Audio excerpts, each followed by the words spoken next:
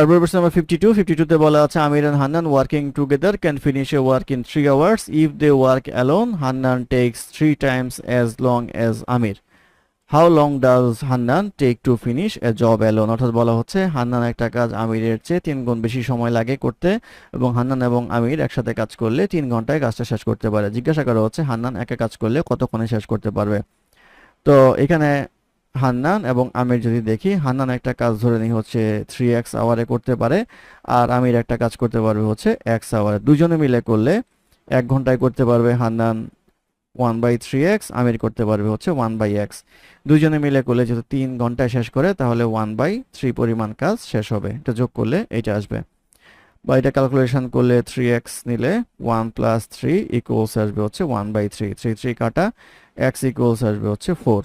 তো প্রশ্ন করা হচ্ছে যে হান্নান কত সময় লাগে একা কাজ করতে। হান্নানের লাগে হচ্ছে 3x টাইম, তাহলে 3x ইকুয়ালস 3 × 4 ইকুয়ালস আসবে হচ্ছে 12 আওয়ার, তো 12 ঘন্টা সময় লাগে কাজ শেষ করতে। এটি হবে এই প্রশ্নের উত্তর।